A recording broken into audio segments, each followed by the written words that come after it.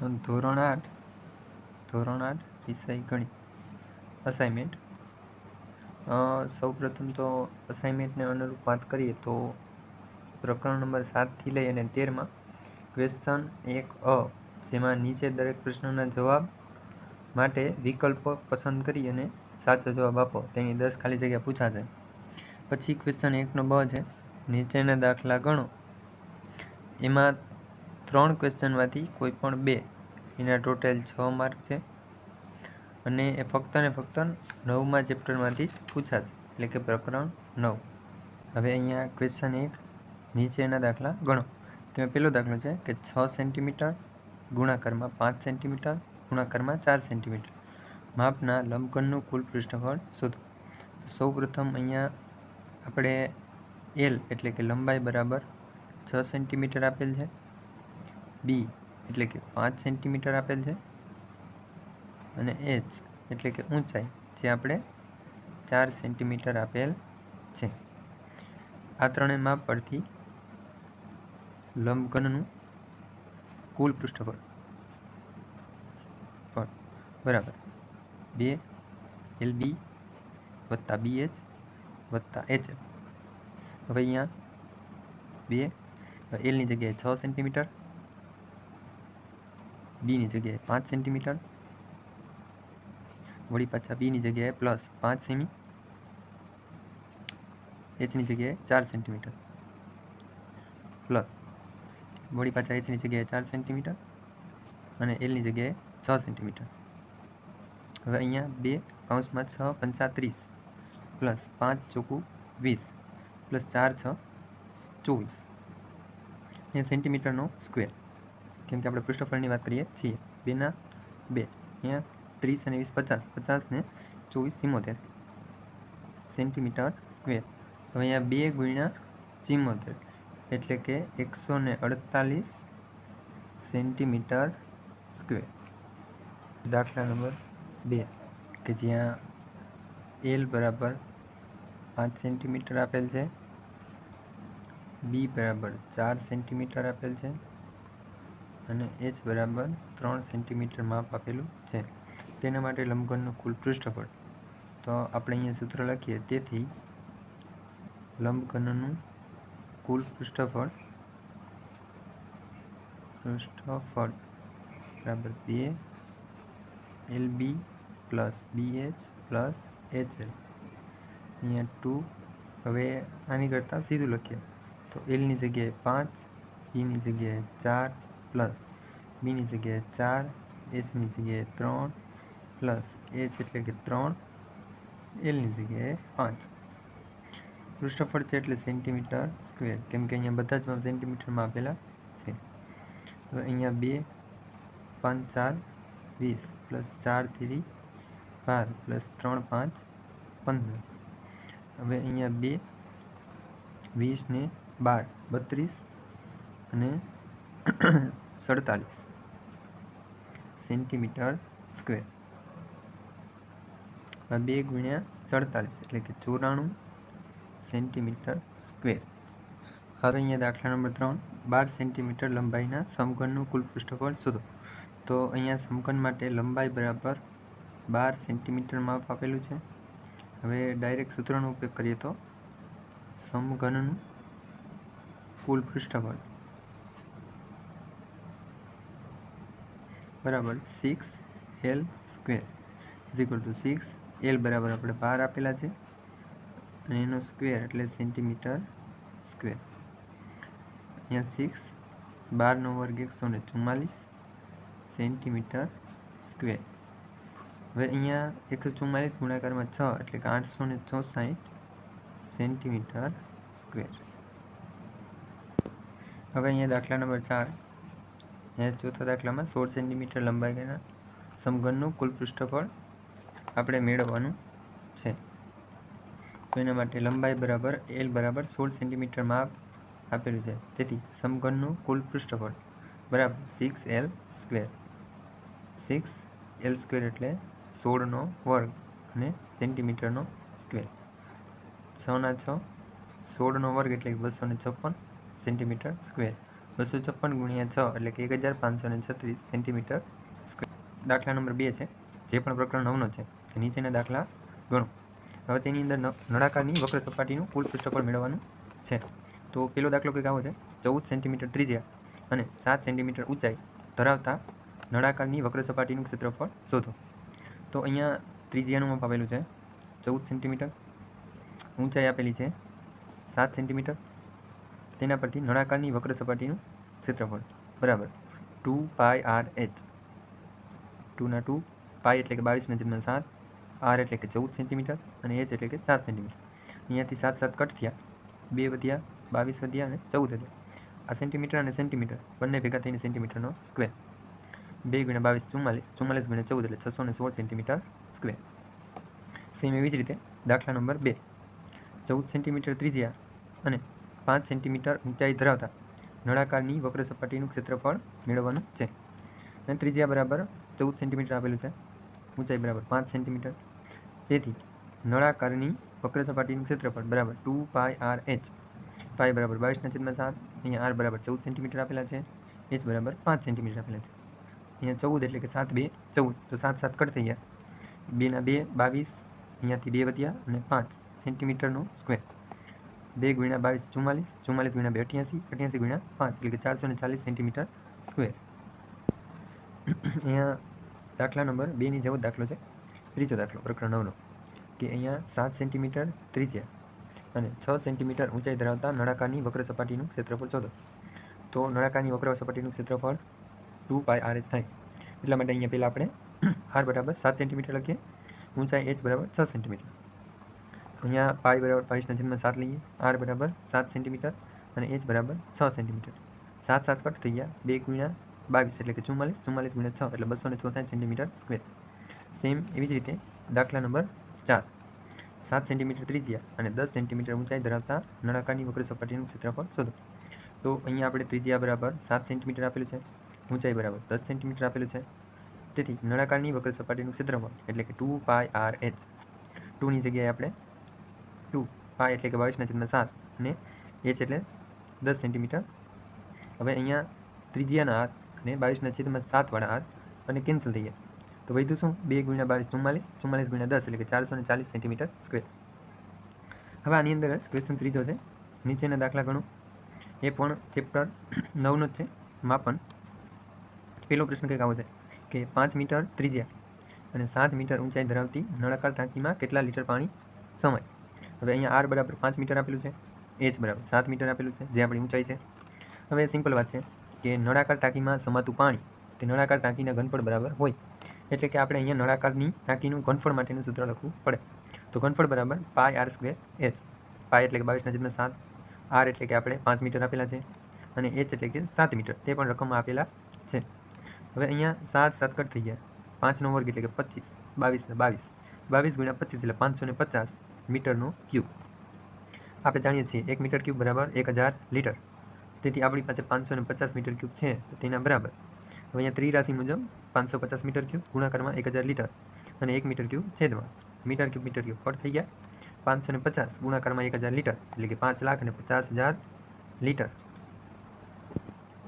Same એવી જ રીતે અહીંયા દાખલા નંબર 2 આપેલો છે, જે પણ પ્રકરણ 9નો છે અને અગાઉ ગણેલા દાખલાની જેમ જ છે. અહીંયા પણ નળાકાર ટાંકીમાં કેટલા લીટર પાણી સમાય તે આપણે કહેવાનું છે. હવે અહીંયા ટાંકી માટે ઊંચાઈ 3 મીટર આપેલી છે અને ત્રિજ્યા 7 મીટર આપેલી છે.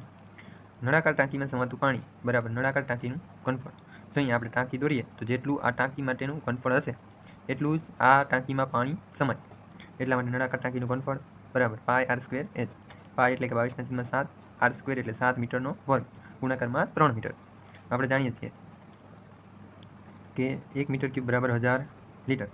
તો આપણી પાસે આવેલા 462 મીટર ક્યુબ બરાબર, તો આનો નાનો ગુણાકાર થાય, મીટર ક્યુબ કટ થઈ જશે.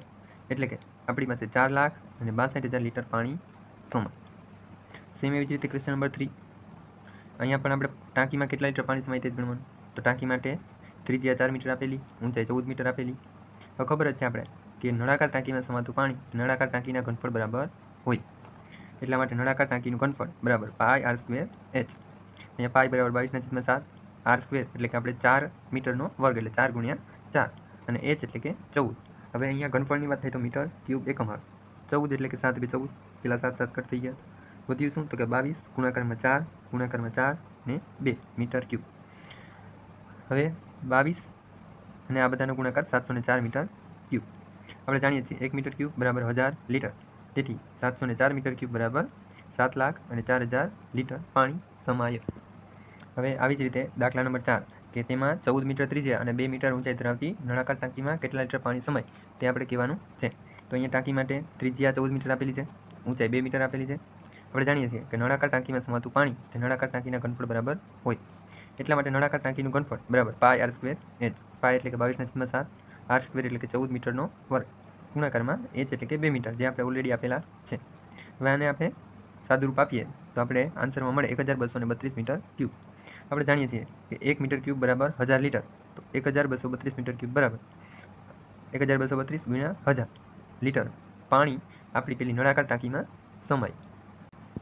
હવે અહીંયા ક્વેશ્ચન 2 એનો અ છે કે પ્રત્યેક વિધાન સાચું બને તે રીતે ખાલી જગ્યા પૂરો, જેની અંદર પ્રકરણ 8ની ખાલી જગ્યા આપેલી છે.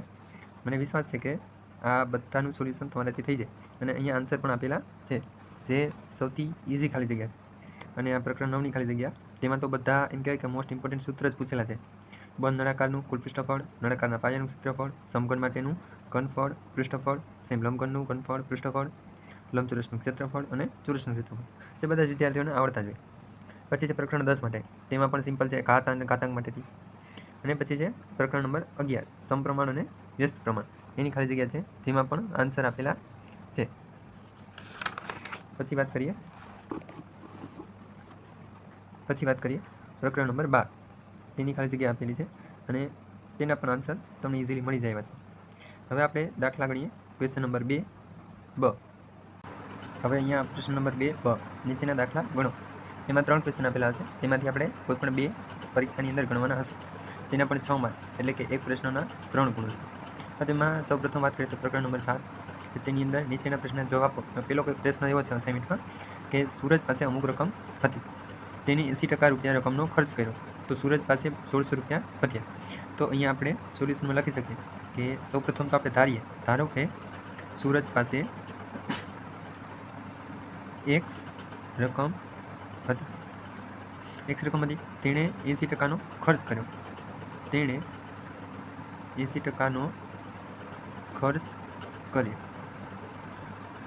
તેથી સૂરજ પાસે વધેલ રકમ બરાબર 80%નો ખર્ચ કર્યો. એનો અર્થ એવો થાય કે તેની પાસે 20% રૂપિયા વધેલા છે.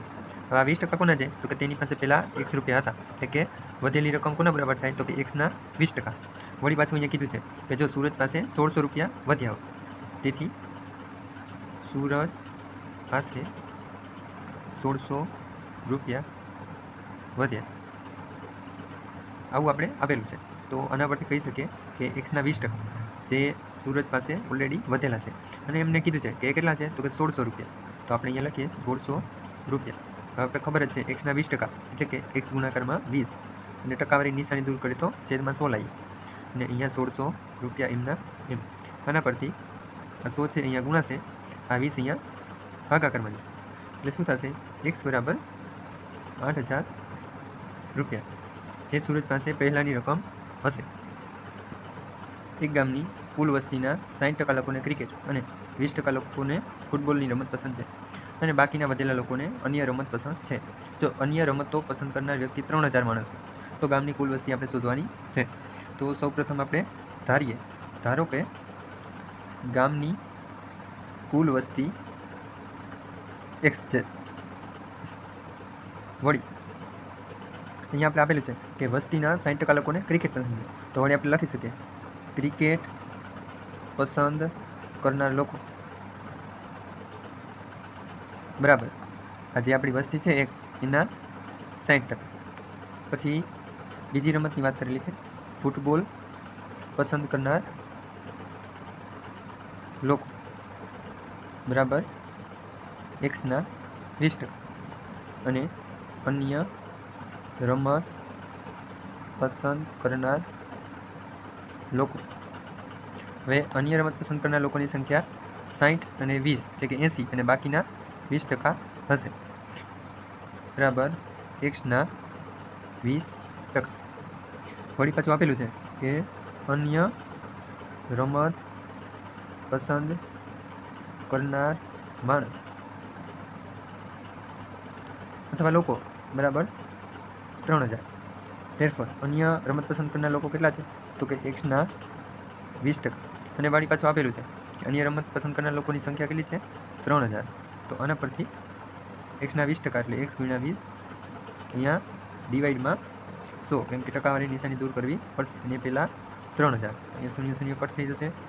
ફેરફાર એક્સ ઇક્વલ ટુ 100 આની અંદર ગુણાશે અને આ છેદમાં હશે, એટલે કે એક્સ બરાબર 15000. એટલે કે આ ગામની કુલ વસ્તી 15000 હશે. અહીંયા દાખલા નંબર 3ની વાત કરીએ તો એક ડ્રેસની છાપેલી કિંમત 2500 રૂપિયા આપેલી છે. વળી વેપારી છાપેલી કિંમત પર 20% વળતર આપે છે. તો અહીંયા આપણે આન્સરમાં લખીએ કે ડ્રેસની છાપેલી કિંમત 2500 રૂપિયા છે. વળી વેપારી 20%નું વળતર આપે, જે અહીંયા રકમમાં આપેલું છે. એટલે એના પરથી કહી શકીએ કે વળતર બરાબર જે પણ આપણી છાપેલી કિંમત હશે, જે અહીંયા આપણે 2500 રૂપિયા આપેલી છે, તેના 20% વળતર આપે છે. એટલે કે વળતર કોના બરાબર થાય 2500ના 20%. હવે 2500ના 20% એટલે શું થાય તો કે 2500 ગુણાકારમાં 20 ટકાવારીની સાઈન દૂર કરીએ તો છેદમાં 100 આવી જાય. અને અહીંયા રૂપિયા પેલું શૂન્ય શૂન્ય કટ થઈ ગયું, વધ્યું શું તો કે 250 ગુણ્યા 2 એટલે કે 500 રૂપિયા. તો વેપારી ડ્રેસ ઉપર 500 રૂપિયાનું વળતર આપે છે. હવે ડ્રેસની ખરીદ કિંમત બરાબર છાપેલી કિંમત માઇનસ વળતર. હવે અહીંયા આપણે છાપેલી કિંમત 2500 રૂપિયા આપેલી છે, રૂપિયા 2500, અને અહીંયા આપણે 500 રૂપિયાનું વળતર મળેલું છે. એટલે કે 500 રૂપિયા બાદ કરી દઈએ. એટલે કે આપણા ડ્રેસ ખરીદવા માટે આપણે કુલ 2000 રૂપિયા આપવા પડે. હવે અહીંયા દાખલા નંબર 4ની વાત કરીએ તો કે ટીવીની વેચાણ કિંમત 26000 રૂપિયા છે અને તેના ઉપર 8% જીએસટી આપવો પડે છે. હવે તો સૌપ્રથમ લખીએ અહીંયા કે ટીવીની વેચાણ કિંમત બરાબર 26000 રૂપિયા બરાબર. હવે આપણે તેના ઉપર 8% જીએસટી આપવો પડે, એટલે કે જીએસટી બરાબર હવે આપણી જે પણ વેચાણ કિંમત છે એના 8%. જીએસટી બરાબર શું છે તો કે વેચાણ કિંમતના 8%. હવે અહીંયા આપણે વેચાણ કિંમત બરાબર 26000 આપેલી છે, તો 26000ના 8%. હવે આપણે ટકાવારીની નિશાની દૂર કરીએ તો 26000ના 8% એટલે 26000 ગુણ્યા 8 છેદમાં 100. અહીંયા આપણે શૂન્ય શૂન્ય કટ થઈ ગયું અને અહીંયા 8 0 0 8 48 એટલે કે 8 અહીંયા 4 8 2 16 16 ને 4 20 એટલે કે અહીંયા આપણે 2080 રૂપિયાનું જીએસટી આપવો પડે. હવે ટીવીની જીએસટી સાથેની ખરીદ કિંમત બરાબર જે પણ વેચાણ કિંમત હતી તે એટલે કે 26000 પ્લસ આપણો જીએસટી ટેક્સ. હવે અહીંયા આપણે 26000 આપેલા છે ખરીદ વેચાણ કિંમત, અને જીએસટી આપણે 2080 રૂપિયાનો મળ્યો. આ બંનેનો સરવાળો કરીએ તો અહીંયા 28080 રૂપિયા આપણે ટોટલ જીએસટી સાથેની કિંમત આપવી પડે. હવે અહીંયા આના પછીનો પ્રશ્ન 2, નીચેના પ્રશ્નોના જવાબ આપો. તેની અંદર આપણે રાશિઓની તુલનામાંથી સાદા વ્યાજ માટેના દાખલા ગણવાના છે. તો પેલો દાખલો કંઈક આવો છે 15000નું 8% લેખે 2 વર્ષનું સાદું વ્યાજ શોધો. તો આપણે અહીંયા સૂત્ર લખીએ એની પહેલાં સાદા વ્યાજ માટે આપણે ટી એટલે કે મુદ્દલ જે આપણે અહીંયા 15000 રૂપિયા આપેલી છે, આર એટલે કે વ્યાજનો દર જે આપણે 8% આપેલો છે, ને અહીંયા આપણે મુદત એટલે કે ટી ટાઈમ 2 વર્ષની આપેલી છે. આના પરથી સાદા વ્યાજનું સૂત્ર લખીએ તો સાદું વ્યાજ જેને આપણે સિમ્પલ ઇન્ટરેસ્ટ પણ કહીએ, આઈ ઇઝ ઇક્વલ ટુ PRT એટલે કે પ્રભુ રામનું ટેમ્પલ છેદમાં 100. તો અહીંયા પીની જગ્યાએ કિંમત લખીએ તો રૂપિયા 15000 ગુણ્યા 8% ગુણાકારમાં 2 છેદમાં 100. હવે મીંડું કટ થઈ ગયું. 150 ગુણ્યા 8 ગુણાકારમાં 2 એટલે કે 2400 રૂપિયા જે આપણે સાદું વ્યાજ મળેલું છે. આ સાવ સિમ્પલ દાખલો હતો. હવે સેમ દાખલા નંબર 2 પણ છે કે 28000નું 7% લેખે 3 વર્ષનું સાદું વ્યાજ શોધો. તો સૌપ્રથમ તો અહીંયા આપણે જે વસ્તુ આપેલી એનું લિસ્ટ બનાવીએ. જેમ કે P ઇઝ ઇક્વલ ટુ મુદત આપણે અહીંયા 28000 આપેલી છે. પછી વ્યાજનો દર એટલે કે R 7% આપેલો છે, અને ટાઈમ એટલે કે મુદત જે 3 વર્ષ આપેલી છે. એના ઉપરથી આપણે સાદું વ્યાજ મેળવીએ એટલે કે સાદું વ્યાજ જેને આપણે સિમ્પલ ઇન્ટરેસ્ટ પણ કહીએ. એનું સૂત્ર છે PRT છેદમાં 100. જો બાળકો તમને યાદ ન રહે તો તમે આમ પણ યાદ રાખી શકો, પ્રભુ રામનું ટેમ્પલ છેદમાં 100 બરાબર. T એટલે કે 28,000, R એટલે કે 7 અને T એટલે 3 અને અહીંયા આપણા 100. આ બધું રૂપિયામાં આવશે. 0 કટ થઈ ગયું. હવે 280 ગુણાકારમાં 7 ગુણાકારમાં 3 તમે આને સાદુરૂપ આપો એટલે કે 5,880 રૂપિયા, જે આપણે માંગેલ રકમ અનુસાર 3 વર્ષનું સાદું વ્યાજ થાય. હવે આના પછી છે ક્વેશ્ચન નંબર 3A. નીચેના દાખલા ગણો. તેમાં પ્રકરણ 8માં છે પ્રશ્ન પહેલો, સાદુરૂપ આપો. આમાં આપણે કોઈ પણ 6માંથી 5 ક્વેશ્ચન એટેન્ડ કરવાના થાય, જેને આપણે 10 માર્ક આપેલા, એટલે કે પર એક ક્વેશ્ચનનો 2 માર્ક. તો આ બધા સાવ ઇઝી દાખલા છે. જો પહેલા દાખલાની વાત કરીએ તો 2x - 3 ગુણ્યા 2x - 3 + 12. તો આ દાખલા માટે વાત કરીએ તો સૌપ્રથમ તો અહીંયા 2 માર્ક સારી રીતે મળે એના માટે આવું લખાય કે અહીંયા 2x - 3 × 2x - 3 + 12. હવે આના બરાબર વાત કરીએ તો આપણે પહેલાં આ કૌંસ અને આ કૌંસનું ગુણાકાર થાય, એટલા માટે અહીંયા પ્રથમ પદ 2x, તો આપણે 2x લખીએ, એનો પછીના આખા કૌંસ સાથે ગુણાકાર એટલે 2x - 3. સેમ એવી જ રીતે બીજું પદ લખીએ એટલે કે -3, પછી આખા કૌંસ સાથે ગુણાકાર એટલે કે 2x - 3 + 12. અહીંયા વાત કરીએ તો 2 2 4 અને x અને x એટલે x નો સ્ક્વેર, પ્લસ માઇનસ માઇનસ 2 × 3 એટલે કે 6x, minus plus minus 2 3 6x, minus minus plus 3 3 9 plus 12. હવે અહીંયા 4x નો square minus 6x minus 6 minus minus plus 12x plus plus plus 12 અને 9 21. હવે બીજો દાખલો ગણીએ તો તે આવો છે 3x + 2 3x + 2 - 4. તો સૌપ્રથમ અહીંયા 3x + 2 3x + 2 - 4 = અહીંયા સૌપ્રથમ 3x, પછી આખો કૌંસ એમને લખી દેવાનો 3x + 2 plus second term 2x 3x + 2 અહીંયા -4.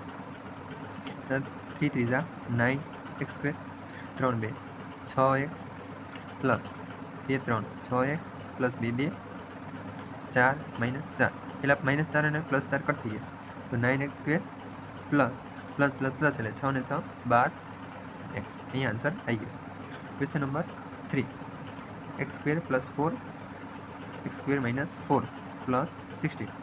આની વાત કરીએ તો અહીંયા x² + 4 x² - 4 + 16 = તો સેમ એવી જ રીતે પહેલાં પ્રથમ પદની વાત કરીએ તો x² પછીનું કૌંસ એમને ગુણી દેવાનો x² - 4 + 4 અહીંયા x² - 4 અને પ્લસ 16.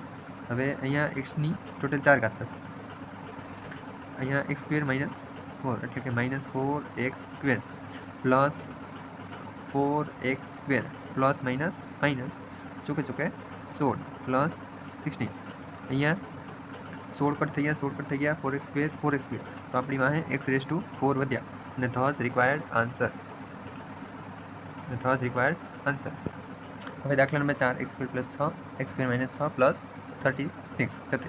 તો આના બરાબર વાત કરીએ તો અહીંયા x² + 6 x² - 6 + 36 = પહેલાં x² લખી દઈએ, પછી આખો કૌંસ અને છૂટો પડે તો પહેલાં આની સાથે આનો ગુણાકાર અને પછી આની સાથે ગુણાકાર એટલે કે x² - 6 પછી +6 અહીંયા સેકન્ડ કૌંસનો ગુણાકાર x² - 6 + 36.